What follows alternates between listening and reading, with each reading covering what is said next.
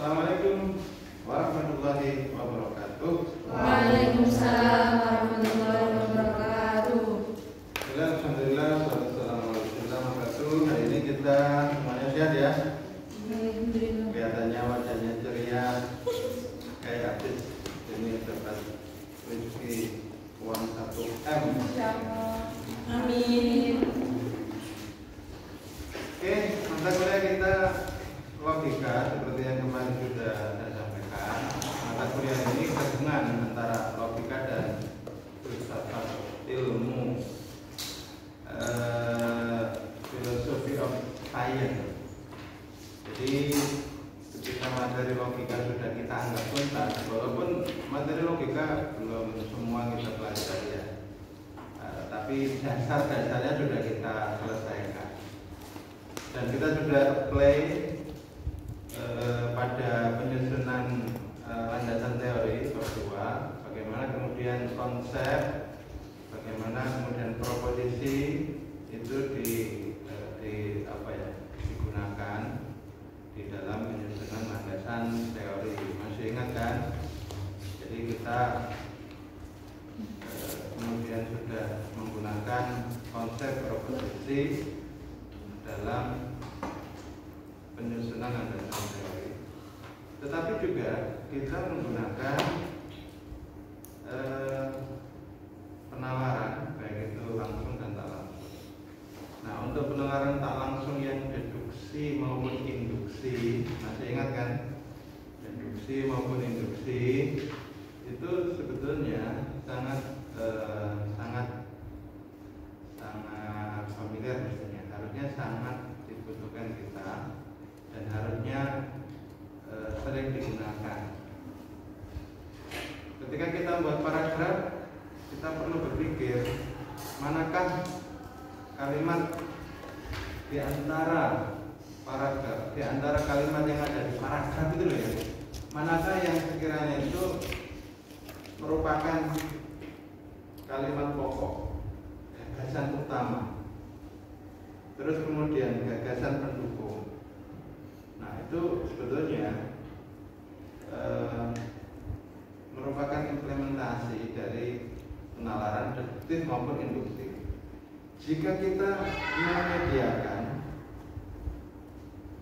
gagasan utamanya dalam satu paragraf ya, dalam satu paragraf itu gagasan utamanya kita letakkan di atas sendiri, kalimat yang umum itu ditaruh di atas sendiri, terus kita kemudian memberikan penjelasan terhadap apa yang dimaksud oleh gagasan umum itu pada kalimat-kalimat selanjutnya, maka itu seperti kita berpikir deduktif.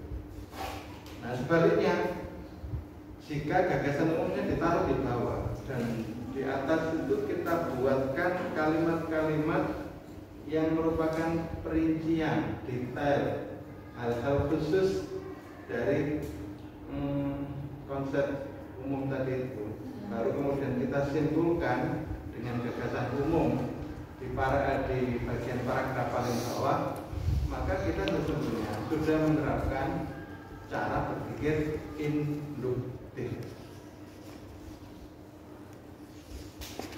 Penjelasan ini ya bisa dipahami ya. Mestinya sudah dipahami karena sudah ini. Nah, berbicara tentang logika dan filsafat ilmu itu sebetulnya memiliki keterkaitan yang kuat karena berdasarkan kajian tentang ilmu pengetahuan, induk dari ilmu pengetahuan itu termasuk logika itu adalah filsafat. Jadi pertama kali manusia itu ini terlepas dari waktu ya. Pertama kali manusia itu mengenal alam ini dengan bahasa filsafat. Jadi mereka itu berusaha untuk mengkaji apa sesuatu yang ada di depannya, hakikat segala sesuatu, dan kira-kira untuk mencapai kebenarannya itu dengan cara apa. Jadi hal-hal yang paling mendasar itu ditanyakan dalam perbincangan tentang filsafat. Nah, berikutnya kemudian ternyata filsafat itu memperkuat kemampuan berpikir logik, rasionalitas dari masyarakat atau manusia pada waktu itu mengalami perkembangan sehingga melahirkan ilmu logika. Nah, ketika kemudian ilmu logika ini dipertajam, diperkuat, dikembangkan dengan rupa, maka kemudian logika ini melahirkan ilmu matematika.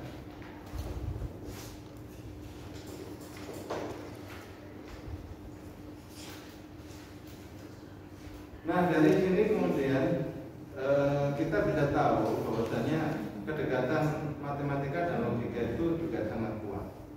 Jadi ketika kita mempelajari logika secara lebih mendalam, itu hampir sama dengan kita belajar tentang matematika. Nah, sayangnya kita bukan di jurusan itu, kita akhirnya tidak mendalami logika itu secara lebih kuat, sehingga kemudian dasar-dasarnya aja yang kita pelajari, terus kita kemudian mencoba menggunakannya dalam pengembangan disiplin ilmu kita, gitu ya. Nanti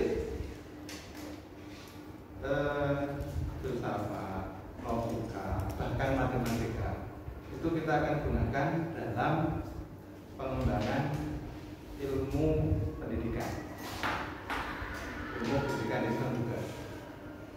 Dan tentunya kalian sudah mempraktekannya. Kapan kalian mempraktekkan matematika? Kapan kalian mempraktekkan logika? Kehidupan sehari-hari.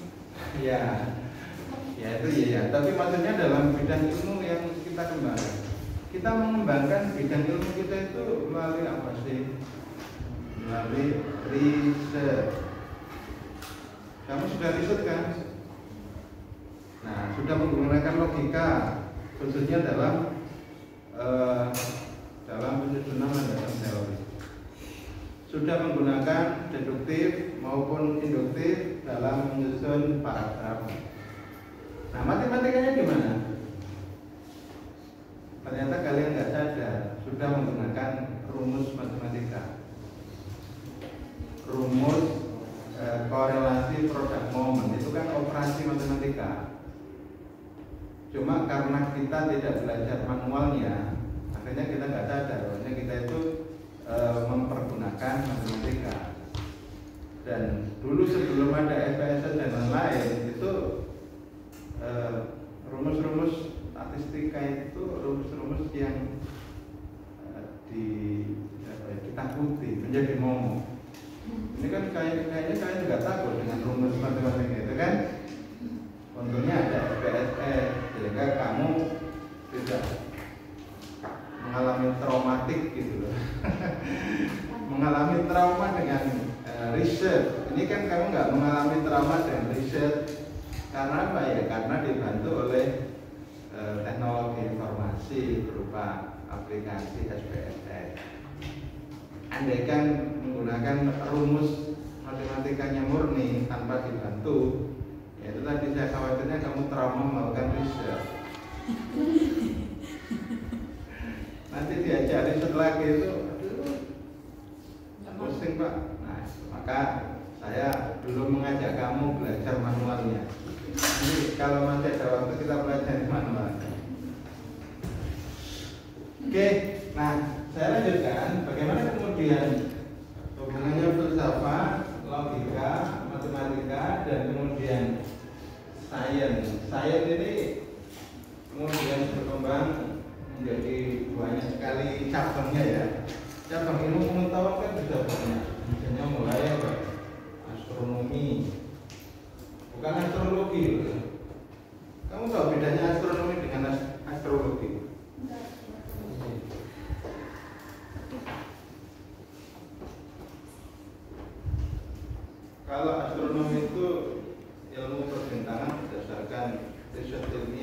kalau astrologi itu sama dengan menuju. Meramal. Nah, yang sering kamu percaya itu loh. Zodiak itu. Ya, zodiak gitu. Itu astrologi itu, bukan astronomi. Jadi kamu itu kayak suka percaya dengan ini Sagittarius, ini begini gitu. Nah, itu bukan saya gitu. Jadi jangan percaya gitu. Kalau ramalan yang saintifik itu bukan berarti percaya kepada yang gaib itu enggak. Kalau astrologi itu kan kayak percaya yang ada gaib. Kalau astronomi enggak. BMKG itu memprediksi ya. Itu berdasarkan saintifik, pengetahuan.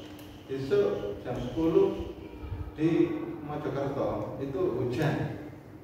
Jam 10, lu kok tahu? Gimana bisa tahu dia?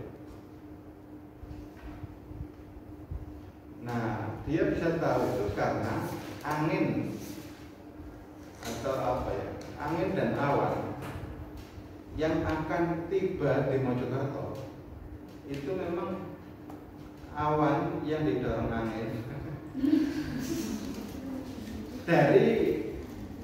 dari wilayah lain itu sudah bisa kebaca, nanti terbentuk awan. Nah, gitu. Oleh sains itu nanti bisa diketahui. Oh, nanti terbentuk awan itu. Loh, kok bisa terbentuk awan?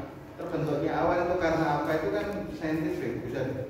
Oh, nanti di Australia pada jam 10 malam itu terbentuk awan. Nah, awan itu nanti digondol angin didorong oleh angin sehingga kemudian siangnya jam 10 itu tiba di Mojokerto, dan pada saat tiba di Mojokerto awan ini sudah siap untuk menjadi sudah siap mencair menjadi hujan. Nah, itu prediksi saintifik, bukan ramalan yang sifatnya itu percaya nggak percaya. Bapak, tapi kebenarannya bagaimana? Nah, seperti yang kemarin itu, kebenaran ilmu pengetahuan itu memang tidak mutlak 100%, tetapi relatif dapat dipercaya. Ya, mendekati alfanya terserah, alfa 99% atau alfanya itu berarti 1%. Taraf signifikansinya 99%. Masih ingat itu? Kalau kamu menggunakan rumus yang 99% kebenarannya, itu kan lebih ini ya, lebih ketat. Dan mencapai derajat yang memungkinkan tolak HO-nya itu berat sekali, sehingga kemudian 99% itu ya sudah bisa kita anggap mendekati kebenaran mutlak. Walaupun sains itu memang tidak boleh mengklaim diri sebagai kebenaran yang mutlak, itu tidak boleh, karena mesti ada alfanya, mesti ada salah-salahnya. Matematika yang katanya ilmu pasti itu ternyata mengandung ketidakpastian. Tahu contoh ketidakpastian di matematika? Gak ada yang tahu. Ilmu matematika kan disebut sebagai ilmu pasti kan? Ya, nama pasti ya persis tahu jawabannya itu mesti ini gitu loh. Tapi ternyata ada di matematika itu yang jawabannya itu nggak pasti. Nggak ada yang tahu. Dulu waktu Alia SMA nggak ada yang jelaskan. Guru matematika gimana? Guru matematika? Ya saya cuekin Pak guru matematika saya. Jadi penjelasannya saya nggak tahu.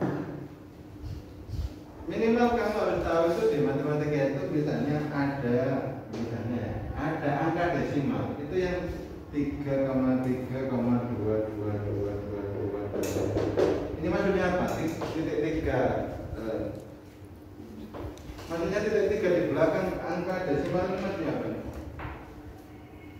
Oke, benar. Maksudnya apa ini? Titik 3 ini?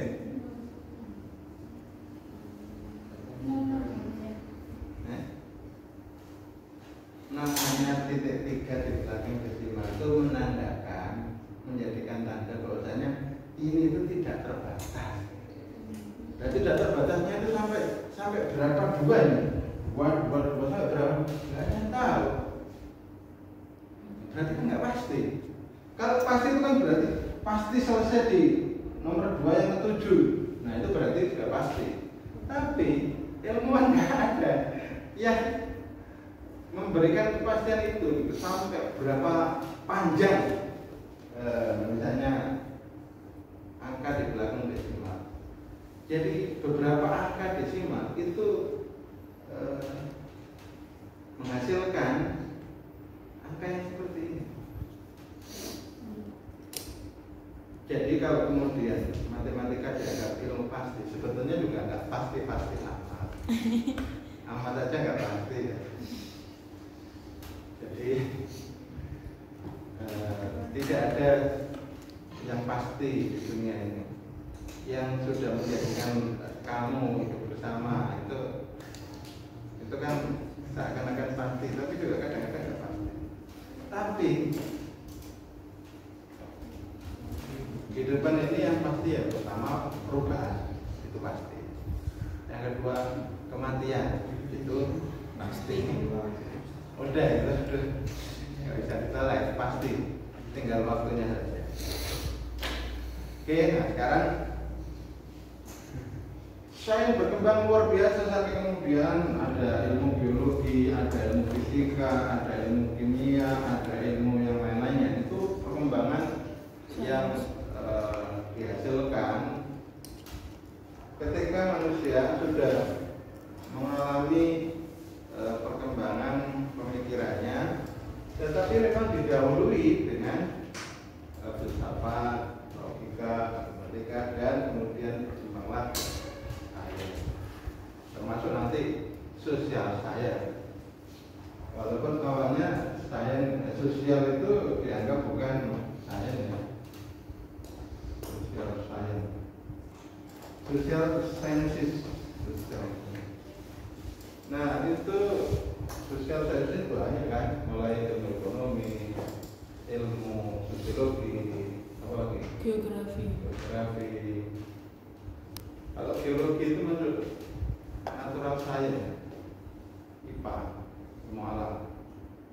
Natural science, social science, bagian ilmu pengetahuan sekarang ini ada 3 ya. Ada yang namanya natural science, tulisannya SCINCE ya. Ya, oke. Terus social science. Nah yang nggak pakai science itu ini humaniora, ilmu manusia seperti kebudayaan, ilmu budaya. Termasuk agama itu dianggap masuk kategori sosial science. Tapi kalau pendidikan humaniora ya. Tapi kalau pendidikan itu masuk kategori sosial science. Kalau pendidikan agama masuknya? Ya mengikuti pendidikan, jadi sosial science. Oke, jadi kemudian sekarang ini kita mengenal 3 cabang besar ilmu pengetahuan. Natural science itu berarti ilmu alam, social science itu ilmu sosial, humaniora itu ilmu budaya, ilmu manusia, ilmu kemanusiaan, budaya, ilmu antropologi itu masuk humaniora, etnografi, etnis budaya, terus kemudian agama masuk. Nah berikutnya ketika kita mempelajari sains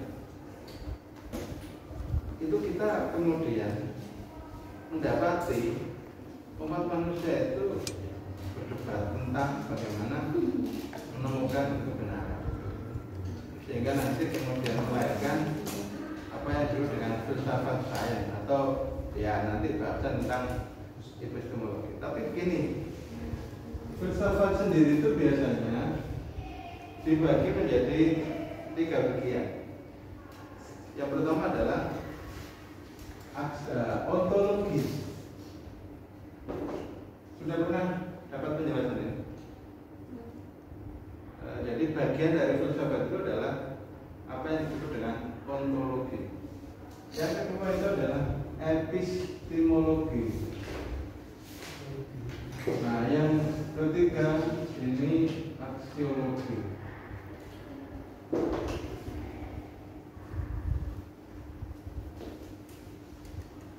bagian filsafat yang membincang tentang hakikat segala sesuatu itu dinamakan ontologi. Dan kamu sebetulnya kalau seorang yang berfilsafat itu mestinya menanyakan hakikat diri kita dan hakikat di sekitar kita. Hakikat itu apa sih?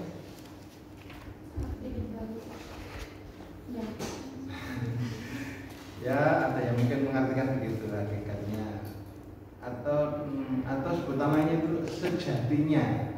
Sejatinya itu seperti apa sih? Kita ini siapa sih? Manusia. Manusia. Sejatinya manusia itu apa? Ayo coba. Sebetulnya kamu itu siapa? Orang manusia kan.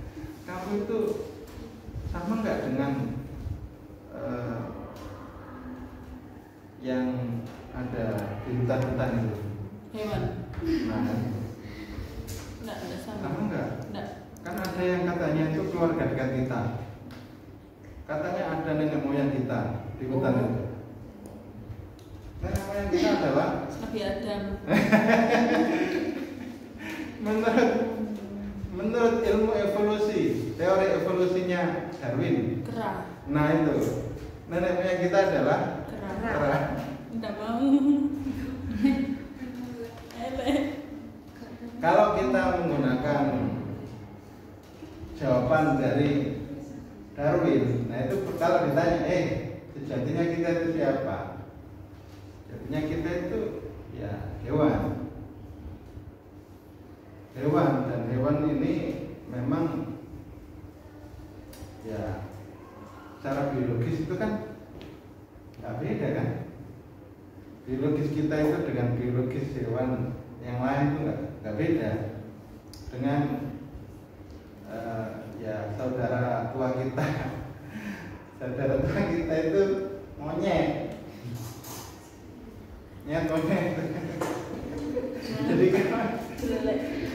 jadi kamu itu kalau dikatain monyet jangan marah. Itu teoretik, itu secara saintifik memang ada pembenarannya. Monyet tapi nggak enak ya dikatain monyet gitu. Soalnya monyetnya jelek, Pak. Lu sekarang jadi ganteng dan cantik kan monyetnya ini. Enggak. Hai monyet yang ganteng masa gitu. Hai monyet yang cantik gitu. Dilengkapi ya. Biar. Nah,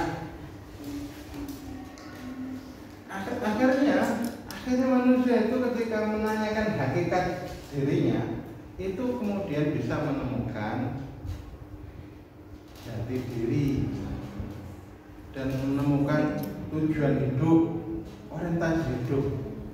Jadi hidupnya itu nggak hampa begitu loh. Manusia itu kalau nggak ngerti jati dirinya, nggak ngerti orientasi hidupnya itu seperti nggak ada artinya. Sebenarnya kamu itu di tengah-tengah rimba kehidupan ini ada tiadanya kamu itu kira-kira loh ya. Ada atau tidak adanya kamu itu kira-kira berpengaruh nggak dalam kehidupan ini? Berpengaruh, Pak, nanti sepi. Nah kalau kemudian kita nggak punya pengaruh apa-apa dalam kehidupan yang ada di sekitar kita, terus buat apa kita hidup? Ayo coba, buat apa hidup? Daripada hidup penuh dengan masalah dan nggak ada artinya, udah Bunuh diri. minum baik aja, misalnya begitu. Misalnya begitu. Nah itu kan kadang-kadang terjadi kan. Kemarin ada berita-berita kan yang tragis kan, satu keluarga tewas. Kenapa kok tewas? Ternyata hanya terjadi satu keluarga tewas itu karena bunuh diri. Boleh jadi karena bapaknya yang laki-laki itu punya utang banyak, pinjol, tahu pinjol? Tahu. Nah, ya jangan dekat-dekat dengan pinjol ya. Wala taqrabu al-pinjol.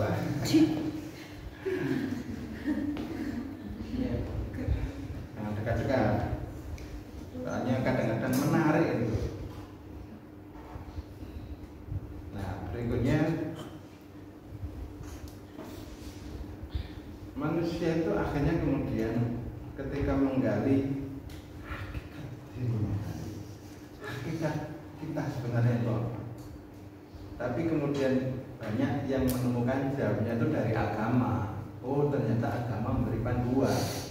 Ternyata kita itu diciptakan itu sebetulnya untuk apa? Itu ada tujuan penciptaan kita.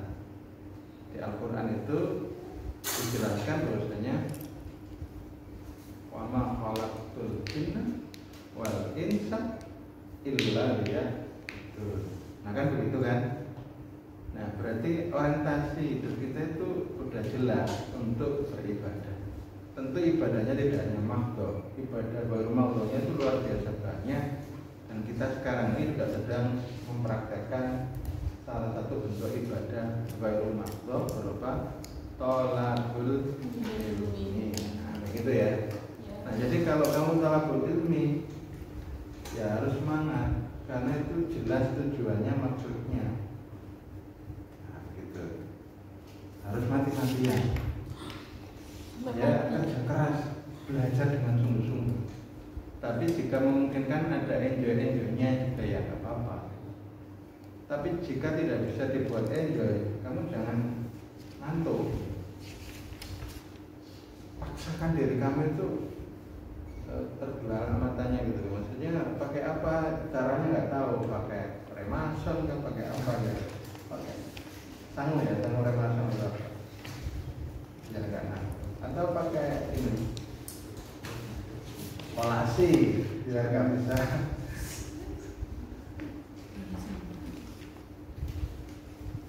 Oke, jadi begini, filsafat itu pada dasarnya kalau dalam arti katanya itu apa ya? Filsafat.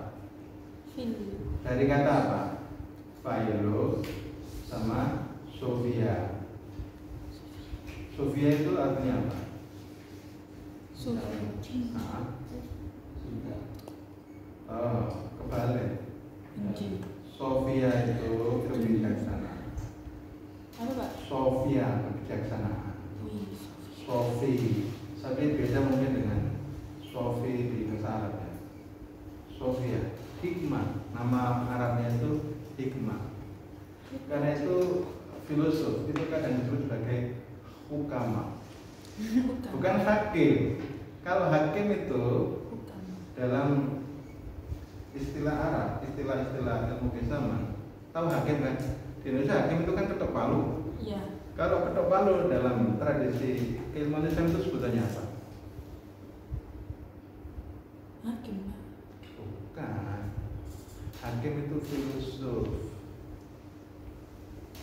Sebutan resminya itu adalah qadhi. Ngerti qadhi? Nah, qadhi itu hakim. Qadhi Abdul Jabbar, nah, itu kan terkenal di fikih-fikih itu.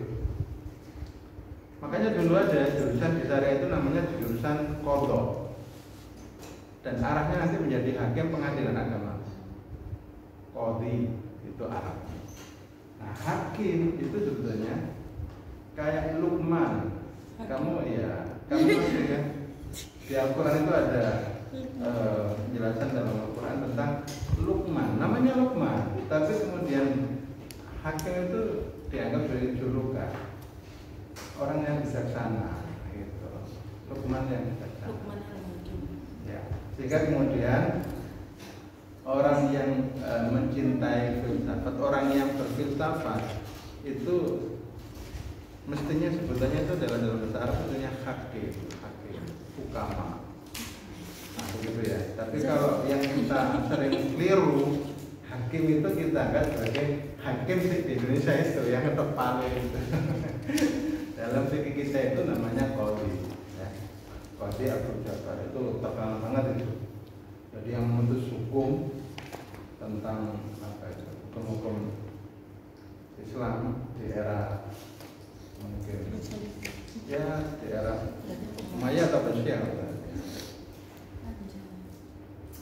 Pernah dengar kan Qadhi Abdul Jabbar? Hah? Lain kan gitu. Oh baru dengar ini. Iya tadi kan jangan bilang Ya. ilmu baru ini Pak. Anjay. Oke, jadi kata filsafat itu dari kata philo dan surya. Philo itu cinta, Sofia itu kebijaksanaan. Jadi filosofi berarti cinta kebijaksanaan. Itu arti kata dari filsafat ya. Nah, tetapi yang dimaksud dengan filsafat itu apa? Ya, karena cinta kebijaksanaan itu berarti cinta kebenaran, cinta kebaikan, cinta keindahan. Nah, kalau terkait dengan itu terkait kebenaran, ini terkait keindahan, kebaikan. Nanti kita bicarakan. Walaupun kamu apa nih? Dan kamu mikir atau ngantuk? Nah, Mau bisa kamu boleh menyiapkan pertanyaan yang sulit juga nggak apa-apa. Yang sulit. Insya Allah. Nanti kalau saya nggak bisa jawab ya, PR.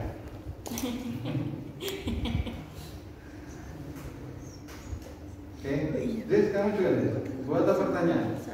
Biar nggak ngantuk.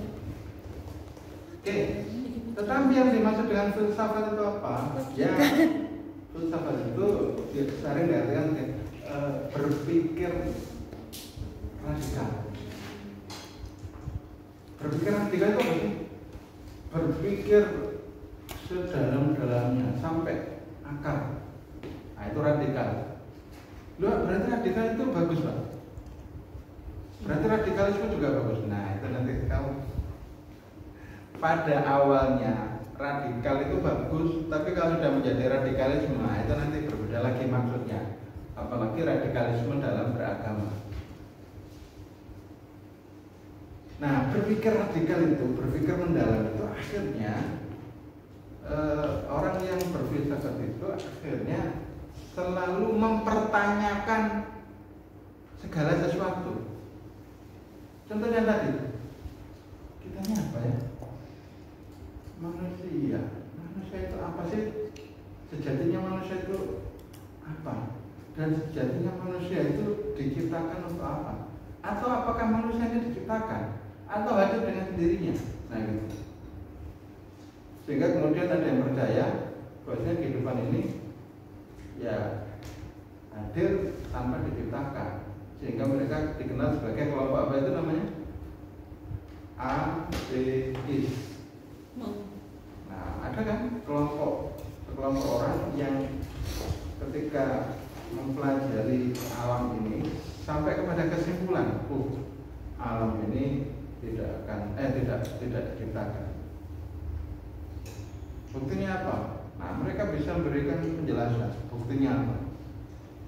Nah, itu kadang-kadang orang berpikir yang radikal, orang yang berpikir sampai akar-akarnya, itu kadang-kadang sampai sejauh itu. Dan kita yang sering berfilsafat, yang sering berpikir radikal, sering berpikir sampai akar-akarnya, itu akhirnya seringkali bersikap kritis karena mempertanyakan segala sesuatu. Benarkah ini? Sebetulnya apa sih ini? Spidol ini buat apa sih kok dibuat? Nah, itu contoh kecil aja. Tapi sebetulnya pertanyaan yang lebih radikal itu banyak tentang esensi kehidupan.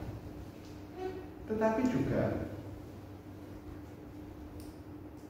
manusia itu akhirnya berusaha menyepakati kira-kira jalan menemukan kebenaran itu jalannya seperti apa, sehingga kemudian nanti ditemukan kaidah-kaidah kebenaran. Apa apakah rasionalisme atau empirisme.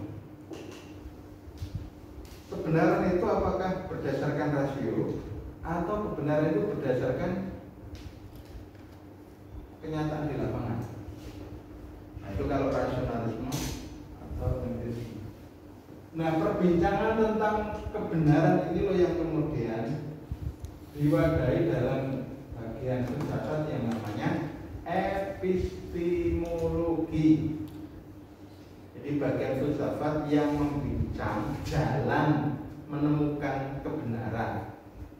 Bedanya dengan ontologi tadi apa? Kalau ontologi itu bagian filsafat yang mengkaji tentang hakikat segala sesuatu, the nature of, hakikat dari segala, the nature of all things, hakikat dari segala sesuatu, the nature. Nah, sehingga kemudian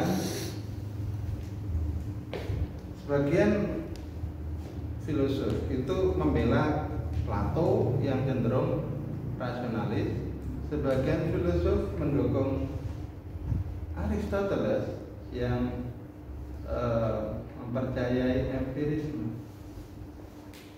Jadi bagi Plato yang benar itu ya yang sesuai dengan akal pikiran.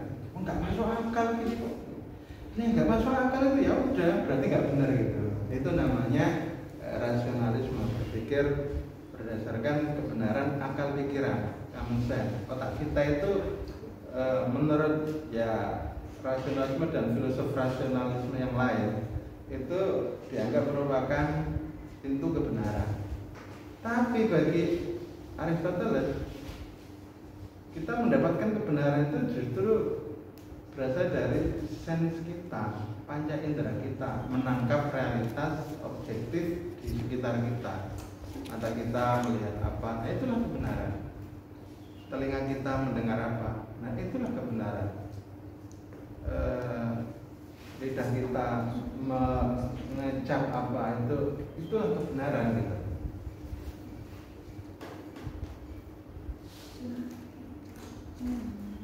Loh, mestinya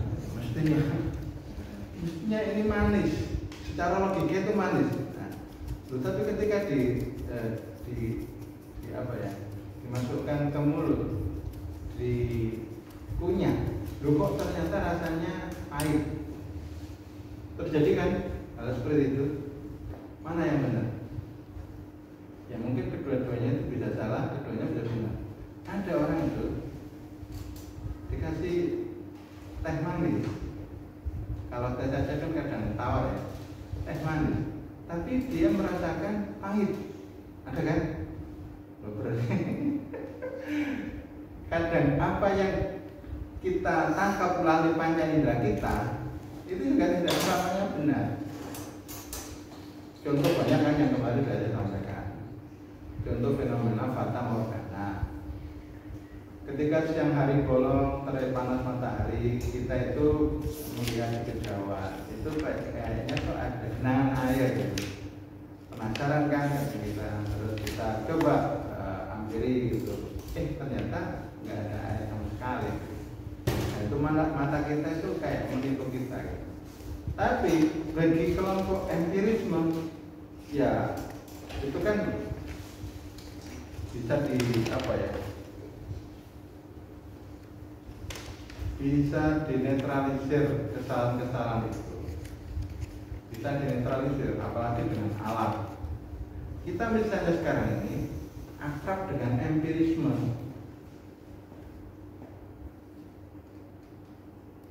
Karena terbantu dengan teknologi.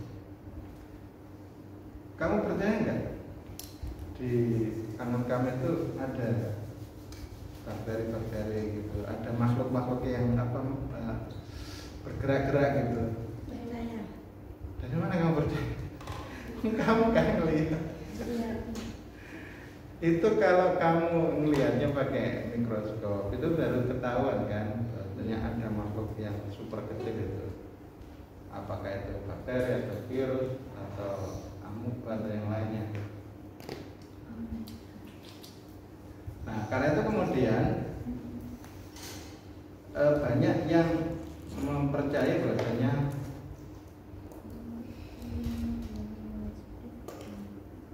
empirisme itu merupakan jalan kebenaran, gitu. Jalan kebenaran yang empiris. Tapi ya tadi itu bagi rasionalisme kita itu nggak akan bisa kok menemukan ini benar atau salah tanpa ada kesadaran dalam pikiran kita, di rasionalitas kita, sehingga ada tidaknya sesuatu itu sendiri itu karena adanya kesadaran agama kita. Kalau nggak ada kesadaran, kita nggak tahu di sekitar kita itu apa, kita nggak tahu. Anak kecil, anak bayi itu belum punya kesadaran, itu kadang nggak tahu apa yang ada di sekitarnya, apa makna yang ada di sekitarnya, itu nggak tahu, karena memang akarnya belum hidup. Nah, ketika akarnya hidup, nah itu baru. Nah, ternyata kemudian ketika manusia menggeluti apa yang benar, apa yang salah, itu ternyata kemudian mendapati dalam kehidupan itu yang tidak bisa dijustis dengan benar salah. Baik buruk kadang nggak bisa dijustis. Ini kira-kira benar enggak ya? Ini kemudian salah enggak? Apa itu contohnya? Contohnya apa? Ya hal-hal yang terkait dengan estetika, dengan etika, itu kadang nggak bisa dijustis dengan ini benar atau salah. Yang baik dan yang buruk itu kadang ada itu sesuatu yang salah tapi baik kayak gitu. Yang enak itu kan begini, benar dan baik. Tapi kadang-kadang kita mendapati dalam kehidupan ini pilihan, apa kita milih yang benar atau kita milih yang baik. Pernah nggak saya beri contoh pilihan hidup yang baik dan yang benar? Kamu milih yang benar atau yang baik? Baik. Kadang-kadang itu kita harus milih yang baik. Mestinya harusnya dipilih yang benar. Contohnya apa? Money politik. Yang benar itu melaporkan. Nah coba. Yang benar itu kan melaporkan. Amar ma'ruf nahi mungkar kan? Tapi yang baik gak itu bagi diri kamu? Ya. Digeruduk kalau tim suksesnya kamu. Malam-malam dilempar ke rumahnya. Ayo coba, nggak takut kan? Takut. Itu kita kadang khawatir kehidupan kita yang masih seperti itu ya. Ya kadang-kadang menyebabkan kebenaran itu tidak bisa kita pegangi. Sulit kita berpegang kepada kebenaran kadang-kadang. Dihadapkan pada realitas yang beda. Nah, jadi kadang-kadang ada ukuran baik dan buruk. Itu bukan di wilayahnya epistemologi. Baik buruk, indah tidak indah, estetika, terkait dengan estetika itu nggak ada klaim benar salahnya. Lukisan, kamu pernah buat lukisan nggak? Kamu pernah kan dengar lukisan itu? Atau kemarin baru saja kita berita yang viral itu ada pertunjukan seni apa seninya? Pisang ditempel di tembok pakai Lakban. Harganya berapa? Miliaran, coba bayangkan. Itu rasional nggak? Nggak rasional. Secara epistemologi nggak ada kebenaran di situ itu, dan nggak ada benar salahnya gitu. Di situ tuh yang dinilai apa? Indah tidaknya gitu kan? Itu bagi dia itu sesuatu yang indah banget, sesuatu yang perlu diberi penghargaan. Karena itu saya beli dengan harga sekian. Kamu pernah lihat lukisan-lukisan mahal? Lihat langsung apa Pak? Ya, walaupun nggak langsung, tapi pernah tahu kan ada berita tentang lukisan mahal dibeli berapa gitu. Nah terus kamu lihat lukisannya walaupun nggak secara langsung. Bagi kita kadang-kadang orang yang awam dengan lukisan, dengan hal seni, estetika, gitu aja kok dihargai mahal banget gitu. Ya itu kan nggak masuk akal. Nah di situ memang nggak dibutuhkan kemasuk akalan gitu. Nah jadi di situ adalah kajian tentang aksiologi. Jadi ada bagian filsafat yang membahas tentang estetika, keindahan atau kebaikan, nah, baik buruk, indah tidak indah, itu kajian filsafat yang disebut dengan aksiologi. Jadi nggak bisa diadap-adapkan. Memang itu bagian dari kehidupan gitu. Dan ada yang menganggap ya dengan seni itu hidup jadi indah kan ya. Kalau nggak ada seni ya hidup itu kering, katanya begitu. Nah kita ini semuanya kayaknya suka dengan keindahan. Nggak percaya? Buktinya kamu make up, ya kan? Buktinya ini rambutnya pakai gini, ini maksudnya apa ini maksudnya? Seni. Seni katanya gitu, supaya Tapi nggak indah ya Pak. Astagfirullah. bagi kamu, bagi dia tuh indahnya luar biasa. Masya Allah. Nah itu kan. Jadi di sini kamu nanti bisa bela diri pakai ini aksiologi. Kalau bela diri pakai epistemologi itu kena itu udah salah ini. Udah salah ini nggak bisa dengan peraturan kan salah. Nah kalau terkait sisi keindahan itu kayak ada rumus matematikanya, rumus rasionalismenya, rasionalismenya nggak muncul gitu. Dan itu kenyataan dalam kehidupan kita. Makanya kami itu suka keindahan. Maka setiap mau berangkat saja itu berapa jam nih kamu persiapan mau berangkat ini? 5 menit. Saya menit. Yang perempuan biasanya kan lama ya, dandannya gitu. Dandan itu kan biasanya lama. Terus pakaian aja itu, coba. Kenapa harus dipadu-padankan? Kenapa yang kamu pakai biru-biru gitu? Kenapa enggak biru sama merah gitu? Hijau sama merah gitu? Ini harus yang menyala gitu.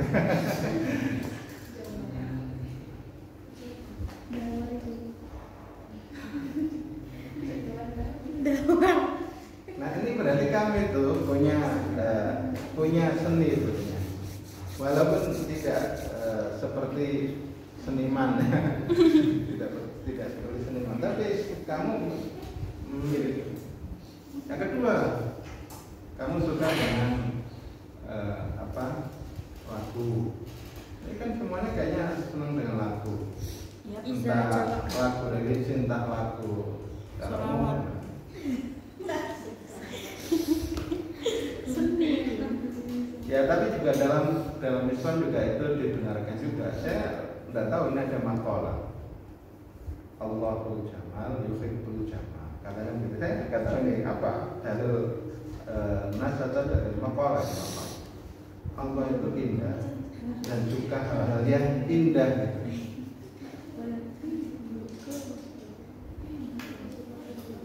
Oke, saya lanjutkan. Jadi ketika kemudian manusia mengalami perkembangan dalam ilmu pengetahuan, itu akhirnya manusia sampai kepada penemuan peradaban modern. Jadi manusia itu akhirnya sampai kepada fase kehidupan yang dikenal dengan peradaban modern. Kita ini kehidupan kita ini sudah civilization belum? Maksudnya apa Pak? Civilisasi, peradaban. Makanya pada kehidupan itu belum tentu beradab. Jadi ada kehidupan itu yang seperti rimba. Jadi saling saling memakan, siapa yang kuat itu yang menang. Tapi manusia itu kan memiliki idealisme tentang kehidupan, di mana sebisa mungkin hidup itu tidak terjadi kanibalisme. Ngerti kanibalisme? Nah, di dunia hewan itu sering terjadi kanibalisme. Tapi ada manusia itu yang pernah dikenal sebagai manusia kanibal. Kamu pernah tahu? Sumanto. Ah ya. Nah, ternyata kamu masih pernah ini tahu semua. Masih tahu kan cerita Sumanto? Itu ilmu apa juga? Ilmu dukun. Jadi manusia itu memiliki memiliki cita-cita untuk menghadirkan hidup ini lebih mulia, sehingga kemudian tidak menginginkan ada kehidupan itu yang dimana manusia satu sama lain itu saling memakan. Ya, artinya apa? Berarti harus berusaha untuk menghadirkan hidup itu yang lebih manusiawi. Lebih manusiawi itu apa? Lebih menghargai sesama, lebih mencintai sesama, bisa membantu sesama, memiliki empati, memiliki simpati. Bedanya apa Pak? Empati sama simpati. Kalau empati itu punya kepekaan, punya rasa sepenanggungan, punya rasa misalnya kesedihan yang sama gitu, tapi belum bertindak. Tapi kalau simpati itu sudah dengan tindakan, dibarengi dengan tindakan. Oke, nah manusia ingin menghadirkan kehidupan yang mulia. Kehidupan yang mulia itu ya kehidupan yang beradab tadi itu, civilization. Nah, ketika itu kemudian manusia sudah mulai hidup bercocok tanam, sudah mulai hidup tidak bergantung kepada sepenuhnya di alam, tapi berupaya melakukan rekayasa. Ke depan manusia itu barangkali sudah nggak mau makan hewan secara langsung. Kamu tahu vegetarian kan? Kenapa nggak mau makan daging? Ya karena daging itu berasal dari makhluk hidup. Nah, makhluk hidup itu kalau disembelih apa nggak sakit? Nah, itu orang-orang vegetarian itu menghindari itu, nggak mau makan daging. Termasuk ikan. Coba kamu mancing ikan.